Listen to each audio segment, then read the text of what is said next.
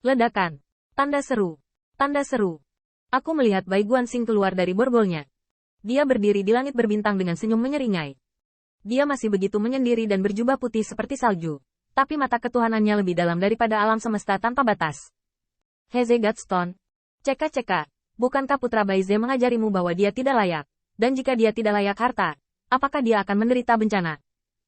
Batu ilahi Heze tampaknya mengandung alam semesta. Memungkinkan Bai Guanxing untuk langsung menemukan jalan pintas ke neraka pada saat itu. Itu juga memungkinkan dia untuk muncul langsung di depan Qin Yichen dari Wen Tiangwan. Lengan bajunya pecah. Feng Qiansui terbang keluar. Mereka berguling di ruang bintang. Mata mereka penuh ketakutan. Bai, Tuan Bai. Saya Ziyun. Anda baru saja mengatakan bahwa kami merasakan hal yang sama. Bos dan adik ipar sama seperti nenek moyang Huaxu dan Leize. Tuan Bai, sebenarnya bukan kamu. Jika kamu bisa kembali ke dunia, jika kamu bisa selamat dari malapetaka itu, kamu pasti bisa selamat untuk kedua kalinya. Suara Feng Qiansui gemetar. Mereka cukup beruntung telah melihat Bai Guanxing.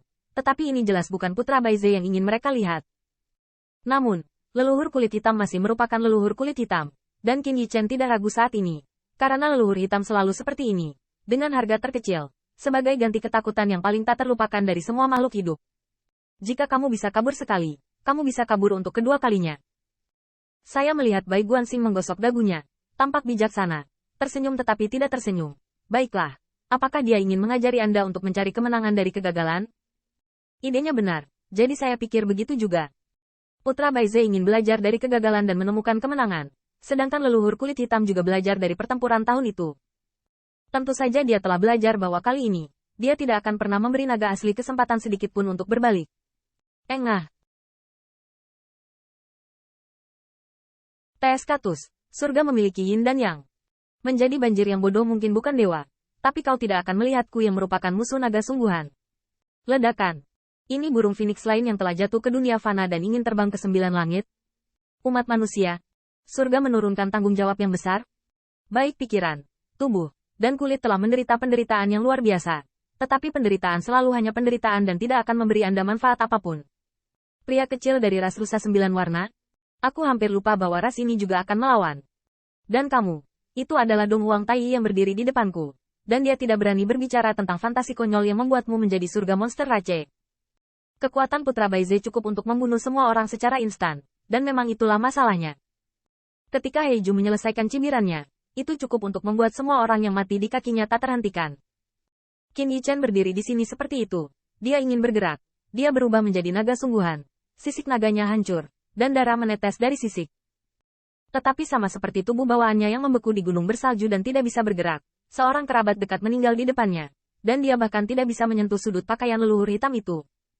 Beberapa kata, beberapa napas waktu, dan hanya Qin Yichen dan Bai Guanxing yang tersisa di alam semesta yang luas. Batu suci Heze jatuh ke samping, dan cahaya terus melonjak.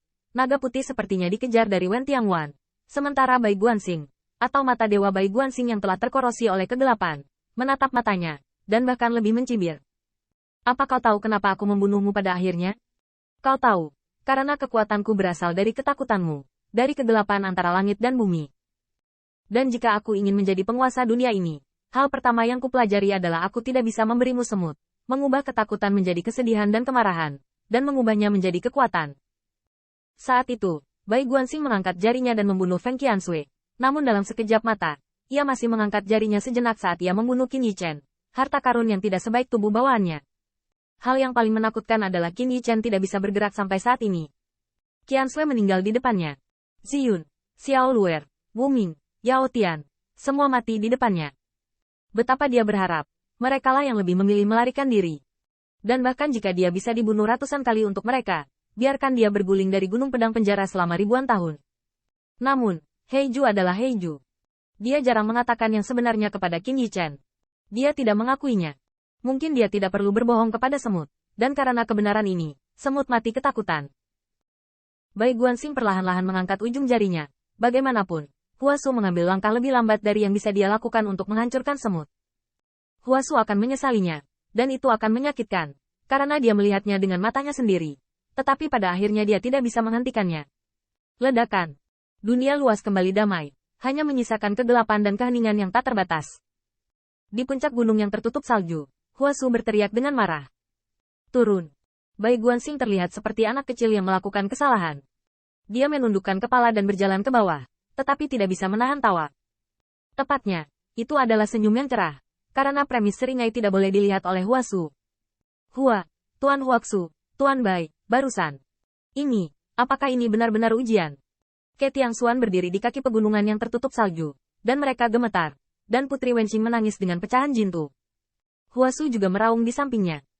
Dia seperti putri tertua dalam keluarga, dan putri tertua seperti seorang ibu. Ketika orang tuanya tidak ada di sana, dia akan memberitahu Bai Guanxing untuk orang tuanya, apakah ini ujian? Apakah ini tes? Apakah Anda mengujinya? Orang-orang membiarkanmu memukulmu sampai mati, dan Wen Tiangwan akan dihancurkan olehmu. Teman kecil Yue Kong dipukuli sampai mati olehmu. Aku hanya menahan air mata dan ingin menghancurkan hati daumu dan mengusir leluhur hitam. Katakan padaku, ini pura-pura. Ini adalah ujian. Bai Guanxing menarik napas dalam-dalam dan berkata dengan nada meminta maaf dan tersenyum. Ini agak berisik, tapi situasinya terkendali. Putri Wenqing mengangkat kepalanya dan meraung. Matanya yang indah memerah. Kamu membunuh kayu itu, dan berkata bahwa situasinya terkendali. Tapi Huasu memandang Bai Guanxing, dan dia menarik napas dalam-dalam, tampak tenang. Anak ini telah menghancurkan Wen Tiangwan, biarkan dia memperbaikinya sendiri. Huasu, seperti ibu yang bijak dan putri tertua, langsung menghukum Bai Guanxing atas nama klan Kaisar Ke. Ketika Ke Tiangxuan mendengar kata-kata itu, mereka hanya menjawab dengan janji, dan tahu bahwa saudara kandung membuat gangguan besar. Tentu saja ada masalah besar untuk didiskusikan, jadi mereka pensiun satu demi satu. Hanya ketika dia akan pergi, Putri Wenqing sedang memegang pecahan pedang Feng Tianxing, ingin segera membunuh Bai Guanxing, tetapi untungnya dia dihentikan oleh Ke Tiangxuan. Tirai tipis yang dibuka oleh Sue San secara bertahap membuat Ke Tiangxuan pergi, tetapi Yao Yue Kong tidak pergi karena dia telah dipukuli dan bahkan harus memanjat keluar. Ayo, aku mendengar bagaimana kamu berdalih hari ini. Kaisar Yuan Tian baru saja memotong kakiku, kamu menginginkan nyawaku. Kamu takut kamu lebih seperti musuh daripada Kaisar Yuan Tian.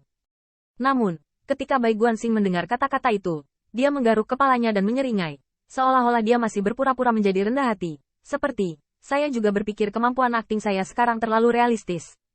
Bentak. Namun, sebelum dia menyelesaikan kata-katanya, Huasu menamparkan wajahnya dengan tamparan. Tidak banyak orang di dunia ini yang bisa menamparkan wajah Putra Baize, dan sekarang hanya ada sedikit di dunia ini, tetapi Huasu jelas satu.